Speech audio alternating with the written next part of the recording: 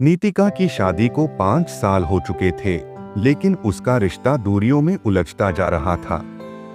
अकेलेपन के अंधेरे में उसे सहारा मिला पड़ोसी अमित का, लेकिन यह सहारा जल्द ही एक ऐसे मोड़ पर आ गया जहां से वापसी नामुमकिन थी।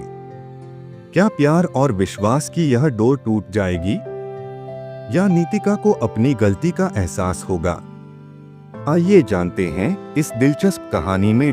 नीतिका की शादी को 5 साल हो चुके थे। उसके पति विक्रम का बिजनेस बहुत अच्छा चल रहा था, लेकिन उसकी सफलता का मतलब था कि वह महीने में मुश्किल से 1-2 बार ही घर आता। उसकी गैरमौजूदगी में नीतिका का अकेलापन बढ़ने लगा। दिन रात वह बस खाली कमरों में घूमती रहती। तभी उसकी मुलाकात पड़ोसी अमित से हुई। अमित जिम ट्रेनर था, लंबा, चौड़ा और आकर्षक। धीरे धीरे उनकी बातचीत होने लगी और फिर यह मुलाकातें लॉन्ग ड्राइव और डिनर डेट्स में बदल गईं। नीतिका को लगने लगा कि अमित वह खालीपन भर रहा था जो विक्रम की अनुपस्थिति में पैदा हुआ था। लेकिन एक रात जब वह अमित के साथ एक रेस्तरां में बैठी थी, तब उसके फोन पर विक्रम का मैसेज आया, मैंने तुम्हारे लिए एक बड़ा सरप्राइज प्लान किया है, कल रात मिलते हैं। नीतिका को अचानक अपराध बोध महसूस हुआ, लेकिन अमित की मुस्कुराहट ने उसे सहज कर दिया।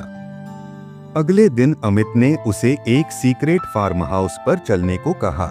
नीतिका के मन में हल्का संकोच था, लेकिन अमित के आत्मविश्वास ने उसे मना लिया। जैसे ही वे फार्म हाउस के अंदर गए, वहां हल्का अंधेरा था, लेकिन वातावरण बहुत ही रोमांटिक था। अमित ने मोमबत्तियां जलाई, वाइन खोली और नीतिका को पास खींच लिया। तभी दरवाजा जोर से खुला और एक जाना पहचाना चेहरा सामने खड़ा था, विक्रम। उसकी आंखों में गुस्सा और निराशा थी। नीतिका को काटो तो खून नहीं। अमित भी हैरान था। विक्रम धीरे धीरे उनकी ओर बढ़ा और एक कागज नीतिका के सामने फेंक दिया। यह एक डिटेक्टिव एजेंसी की रिपोर्ट थी, जिसमें नीतिका और अमित की तस्वीरें थीं, कभी पार्क में, कभी कार में, तो कभी रेस्तरां में। विक्रम ने ठंडी आवाज में कहा, मैं जानता था कि तुम बदल रही हो, इसलिए तुम्हारी जासूसी करवाई। लेकिन मैं सोच भी नहीं सकता था कि तुम इतनी दूर चली जाओगी। नीतिका की आंखों में आंसू आ गए। वह कुछ कहना चाहती थी, लेकिन विक्रम ने हाथ उठा दिया। उसने अमित की तरफ देखा और कहा, तुम्हें क्या लगा था मैं कभी वापस नहीं आऊंगा? अमित चुप था। विक्रम ने दरवाजा खोला और बाहर इशारा किया, निकलो। अमित सर झुकाए बाहर चला गया। विक्रम ने नीतिका की तरफ देखा, लेकिन उसकी आंखों में अब प्यार नहीं था, सिर्फ धोखे की चुभन थी। उसने एक आखिरी बात कही, कल मैं वकील से मिल रहा हूँ, तुम्हें जो चाहिए ले लेना, लेकिन अब हमारी जिंदगी अलग होगी। और वह बिना पीछे देखे चला गया। नीतिका घुटनों के बल बैठ गई। जो प्यार, जो रिश्ता उसने इतने सालों तक संभाला था, वह उसकी एक गलती की वजह से बिखर गया था।